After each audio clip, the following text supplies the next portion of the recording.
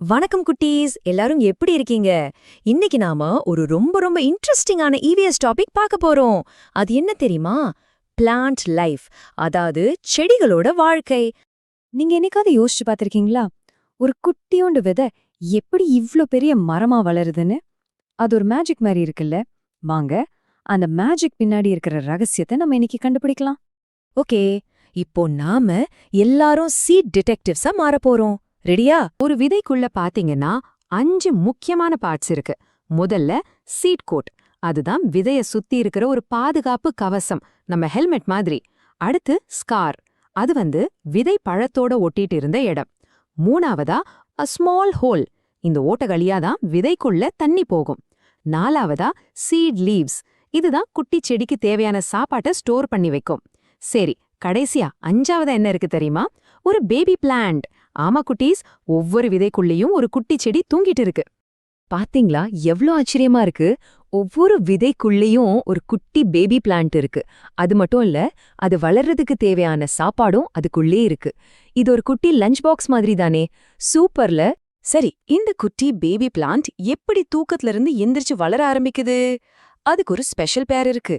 அந்த அமேசிங் ப்ராசஸ்க்கு பேர் தான் ஜெர்மினேஷன். சொல்லுங்க பார்க்கலாம், ஜெர்மினேஷன். அப்போ ஜெர்மினேஷன்னா என்ன? ரொம்ப simple. The process by which a seed grows into a new plant. அதாவது ஒரு விதை ஒரு புது செடியா இல்லனா ஒரு குட்டி சீட்லிங்கா வளர்ற அந்த ப்ராசஸ்க்கு பேரு தான் ஜெர்மினேஷன். இந்த ஜெர்மினேஷன் ப்ராசஸ் ஸ்டெப் பை ஸ்டெப்பா எப்படி நடக்குதுன்னு பார்க்கலாமா? ஸ்டெப் 1, விதை தண்ணிய நல்லா குடிக்கும். ஸ்டெப் 2, அந்த சீட் கோட், அதான் இந்த ஹெல்மெட், அது உடைஞ்சு திறக்கும். ஸ்டெப் 3, the root, அதாவது வேர், மண்ணுக்குள்ள கீழே போகும். ஃபைனலா ஸ்டெப் 4, a shoot, அதாவது தண்டு, சூரிய வெளிச்சத்தை தேடி மேல வரும். ஒரு விதை நல்லபடியா முளைச்சு வர்றதுக்கு 3 முக்கியமான பொருட்கள், அதாவது இன்கிரீடியன்ட்ஸ் தேவை. அது என்னன்னு தெரிஞ்சுக்க நீங்க ரெடியா? அந்த மஸ்ட் ஹேவ் இன்கிரீடியன்ட்ஸ் என்னன்னா வாட்டர், ஏர், அப்புறம் வார்ம்த். தண்ணி, அதாவது வாட்டர், அந்த விதைய சாஃப்ட் ஆக்க உதவும். ஏர் எதுக்குன்னா விதை மூச்சு விட, அதாவது பிரீத் பண்றதுக்கு தேவை. அப்புறம் வார்ம்த், அதாவது இதமான வெப்பம் இருந்தாதான் விதை முளைக்க ஆரம்பிக்கும். இந்த 3ல 1 இல்லைனாலும் நம்ம குட்டி பேபி பிளான்ட் வெளியே வரவே வராது. இப்போ உங்களுக்கு ஒரு ஃபன்னியான கேள்வி. நாம மண்ணுக்குள்ள ஒரு சாக்லேட்டை புதைச்சு வச்சா அதிலிருந்து ஒரு பெரிய சாக்லேட் மரம் வளருமா? யோசிச்சு சொல்லுங்க பாப்போம். சான்ஸே இல்ல. கண்டிப்பா வளராது. விதைகள்ல இருந்து மட்டும்தான் செடிங்க வளரும், சாக்லேட்ல இருந்து இல்ல. ஒருவேளை அப்படி வளர்ந்தா எப்படி இருக்கும்?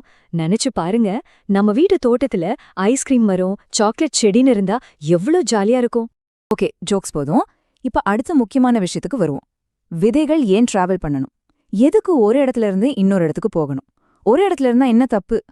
சும்மா கற்பனை பண்ணி பாருங்க, ஒரு பெரிய மாமரத்துல இருந்து எல்லா மாங்கூட்டையும் அந்த மரத்து கீழே விழுந்தா என்னாகும்? அங்க ஒரு பெரிய காம்படிஷன் நடக்கும். ஒரே இடத்துல எல்லா விதைகளும் முளைக்க ஆரம்பிச்சா எதுக்குமே வளர்றதுக்கு போதுமான இடம், அதாவது ஸ்பேஸ் இருக்காது. போதுமான சன்லைட் கிடைக்காது. தண்ணி, வாட்டர் கிடைக்காது. மண்ணுல இருக்கிற சத்துக்களும் பத்தாது. இதனாலதான் நேச்சர் ஒரு சூப்பரான பிளான் வச்சிருக்கு. அந்த பிளானுக்கு பேரு தான் சீட் டிஸ்பர்சல். ஆமா, நம்ம விதைகள்லாம் ஒரு பெரிய அட்வென்ச்சரை கிளம்புது.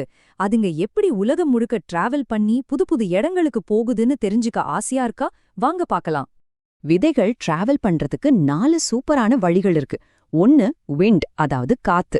டாண்டலையன் பூ விதைகள் மாதிரி ரொம்ப லேசா இருக்கிற விதைகள்லாம் காத்துலயே பறந்து போயிடும். 2வது வாட்டர், தண்ணியில மிதக்கும்ல தேங்காய் மாதிரி விதைகள், அதெல்லாம் தண்ணியிலேயே பயணம் செஞ்சு வேற இடத்துக்கு போயிடும்.